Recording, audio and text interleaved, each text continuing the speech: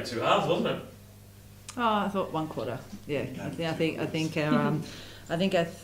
even though I think they beat us by 1 point in the third quarter, but that's always hard to come out against such a quality side and maintain that lead. So to still have that 20-point lead at 3/4 time, I was really happy with. But yeah, we're going to have to pick apart what happened in the fourth quarter. We kind of just tightened up a little bit, and it's not like us. So it could be fatigue, it could be I'm not sure. But we missed a few really easy looks. I don't think we did a good job at going back to what was working. Steph was on fire in the first quarter, and I don't think we got her nearly enough good looks in that second half. I think she only had 4 shots or something, and I mean, we could credit that to some of the defence perhaps. I have to go back and have a look at it, but I just don't think that we were executing nearly enough, and we were up with the rebounding, and they ended up with 20 offensive boards, and that's 2 weeks in a row they've done that. So they're the things that I'm not happy with, but they're at the same time, it's a really good win. 3 really great quarters. The first half was fantastic, and we'll pick the rest apart. Yeah, 22 points up at half time. Were you more pleased with the defensive effort or the offensive effort? Same as last week. I think we really followed our scouts,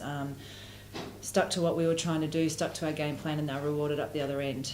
So defensively, and then those things just didn't quite happen as much. Now, I mean, we can probably did a bit more damage in the second half, and she's never going to give you a quiet 4 quarters, so you've got to stay with her. But really, Tessa Lavey, Hamblin, they really started to hurt us in the second half. So again, we'll just have a look at that, but a lot of it came off Wickham kind of attacking a lot more in the second half. So,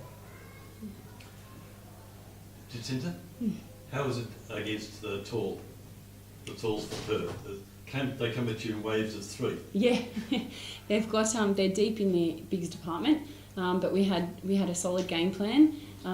They've got offensive weapons all over in every spot. So I feel like we executed our defensive plan well. We did have lapses, like Rhys said, we'll look at that and aim to address it in time for Friday. But yeah, overall, I think a really pleasing effort. Because when they got the ball, they sort of brought it down. The aggressive guys took it away from them in the first half. Yeah, Neil's particularly is notorious for that. At training, she's as a big, I know how it feels, and she's always there. And the guards did a great job in doing that. So, yeah. Is it nights like this that you can look down the bench and see Jacinta Kennedy sitting there? Just somebody with a cool head and that's been there before and done it. I'm always rapt to look down the bench and see there or out on the floor. She's been fantastic. Not just tonight. So.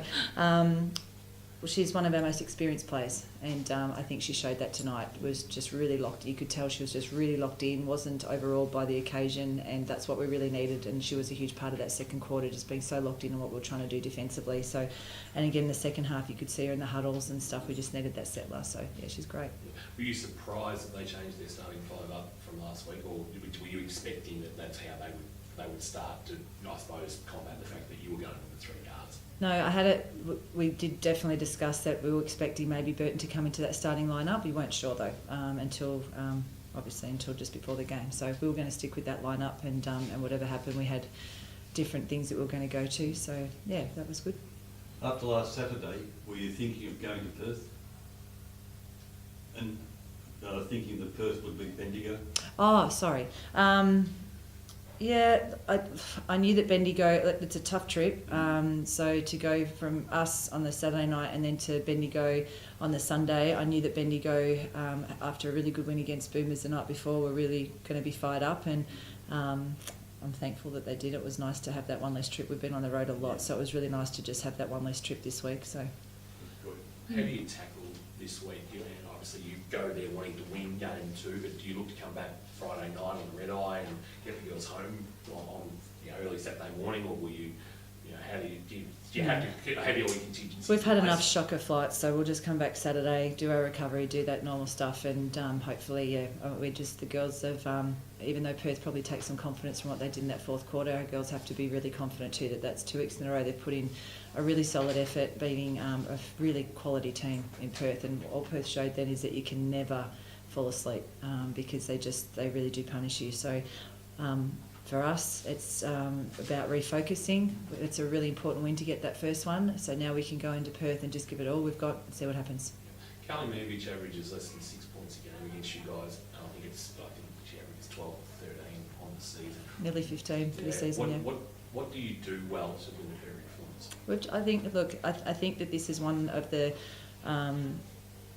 I think something that these girls do really well. We've got a lot of different players that we can match up on a lot of different, have a lot of different matchups on our opposition. I think Lynx has done a fantastic job. I think they go really hard at each other. Then we've got Rosie that can come in and do a really good job. So we've got Blix's versatility and Rosie's versatility defensively has been fantastic for us on those kind of more agile three-point shooting formen. You've got 7 players who played on the WNBL championship side, whether it be here or elsewhere. How crucial, 84% shooting with 1 Ready?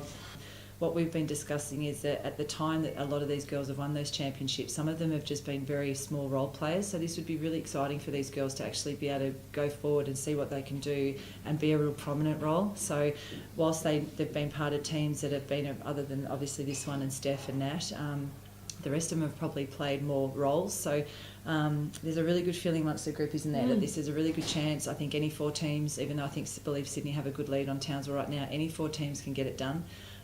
It's far from over, and best of 3 allows teams to have a bad night and come back the next week. So anyone can get this. It's about backing it up from week to week, and see what happens. Perth are one of the best teams at home. Dan and I are one of the best teams for away. So you're more or less equal. What do you think they will do different, and what could you do different from last night over in Perth? We're not going to do I don't know, I'm certainly not going to go through too much details, but for us it's we just need to keep focused on what we do well defensively. I think everything comes out of that. So I think that's something that these girls do really well overall.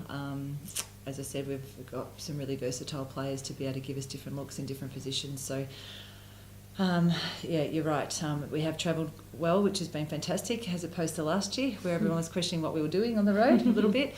So we fixed that, and Perth are very good at home, and that will definitely give them some confidence coming in. And obviously their backs are against the wall now; they're down 1, so it's definitely going to be a good game. But won't do too much differently. The girls just need to stay focused on scouts and what we need to do.